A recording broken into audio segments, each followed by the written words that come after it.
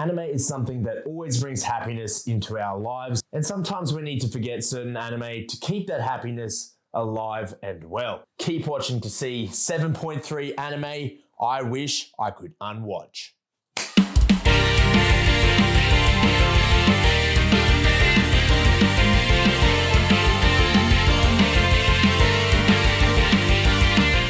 Now, the relationship between me and terrible anime is somewhat the same as people I dislike in real life. If you steal my happiness, I will take you and put you in my mental recycling bin.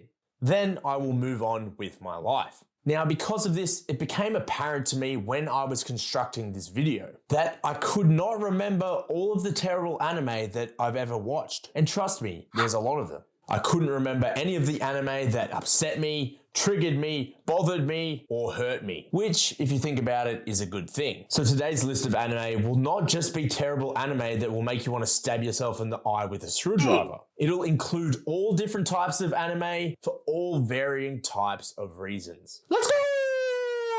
So starting off, the anime that did some serious mental damage to me when I was roughly 18 years old. When I first watched Freezing, it was an anime that ticked off all the boxes for me in particular. It had boobs, etchiness, swords, action, and boobs. Now, the first season, the MC was someone who could finally touch the female main character.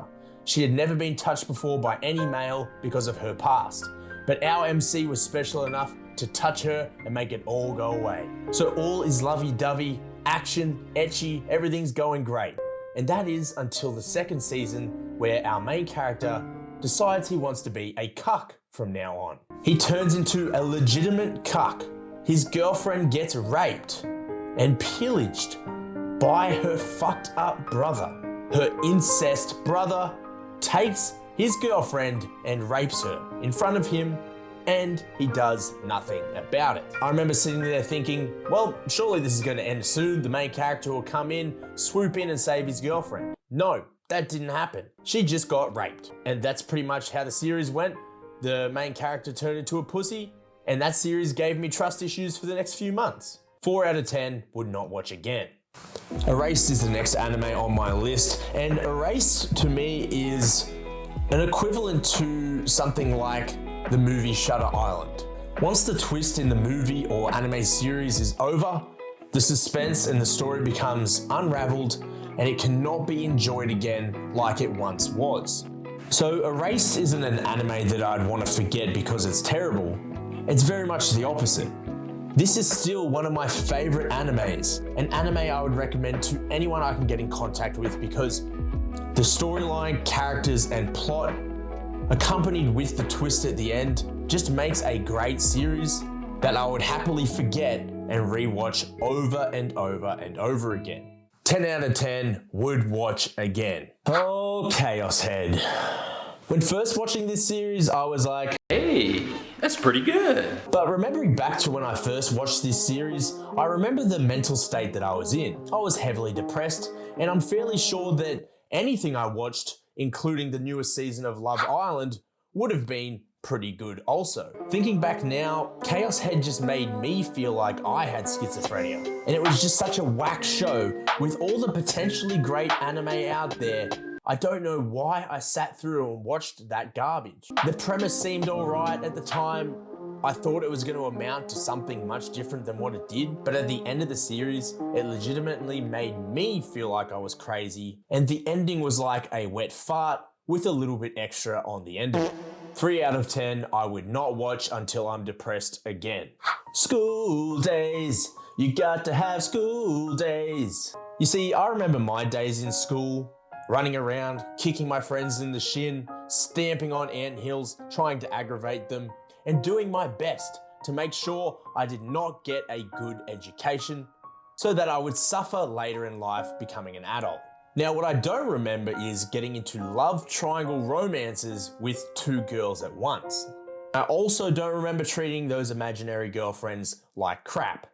Well, the MC of this series is different than I am. You see, he made it his mission to get an advanced diploma in being a fuckboy. Now, this series really makes you hate the main character. I mean, really hate him. But that doesn't get you ready for when he knocks up his girlfriend, impregnates her, and then gets his fucking head chopped right off. This anime showed no signs of violence throughout the whole series, and the very last episode, the ex-girlfriend comes along, gets sick of his shit, and cuts off his head and puts it in a bag. Lesson learned, do not cheat on your girlfriend and treat them like shit, or you'll get your head put in a duffel bag. 3 out of 10, I'll show this to my future son if he's being a fuckboy again.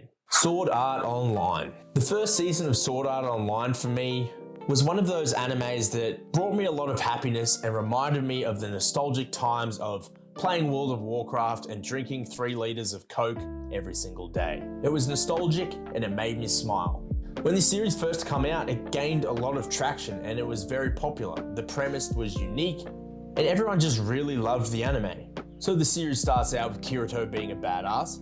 He's a loner, like most of us at that point in time. He's swinging his swords around in the raids, leveling up and becoming the alpha of Aincrad. But then he starts simping.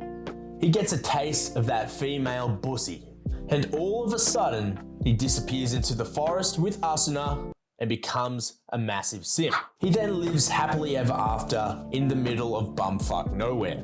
This is basically where the series died for me, and after that, it made its way into the recycling bin forever. 5.4 out of 10, Kirito would simp again. The Promised Neverlands. Oh boy, did this anime fuck up.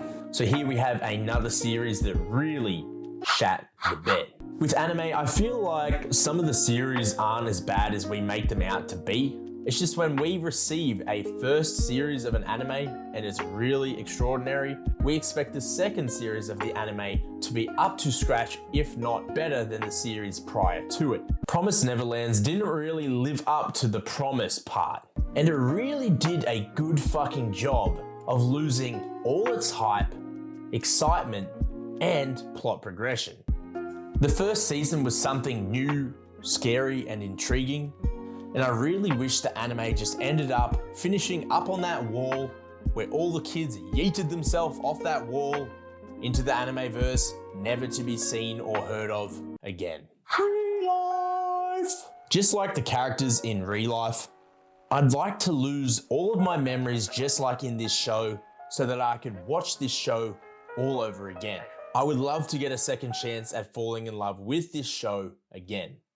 This is one of those feel-good anime that I always go back to consistently. It's a warm anime that gives the MC a chance at reliving his life, hence the name. He has a chance to go back and do things differently. And as I always think to myself, there is plenty of people out there who would love this chance to have the ability to go back in time and do things all over again. And that's why this anime delivers every single time, and I recommend that you go and watch it if you never have. 420 out of 10, Blaze so hard, I forget this anime again. Alright guys, it is time for the bonus anime section of this video. The 0.3 anime that didn't make the full list, anime 0.1. The first anime on this list is an anime that I can't remember the name of. The premise goes like this. Main character is in an action fantasy world. He must battle the opposition, but the only way that he can power up and beat the enemy is by having sex with the cute and horny girls of his team. He has an orgy tent where he assembles all these girls and has sex with them so that he can beat the opposition. As I said, I can't remember the name of this anime because it was dog shit. Anime 0.2, Dan Machi from the first season onwards. This anime literally opened up my mouth and took a soft serve type shit all in it. I loved the first season so much. It was such a great anime to me personally, and I just can't bring myself to watch any more of it or give it another chance. And the last anime, 0.3, is The God of High School. Now, when I first watched this anime, I thought, wow, this is amazing. Fight scenes, newly adapted from awesome manhwa. How could it let me down? Well, the way that you let me down is have a tournament arc, which then leads to the main protagonist having to fight gods in what seems to be another universe, which didn't fit at all in with what was happening prior to that, which didn't make any sense. and it was a stupid way to end the series. So guys, that is 7.3 anime I wish I could forget. Don't forget to slap the shit out of the like and subscribe button. Check out all my other content in the description down below.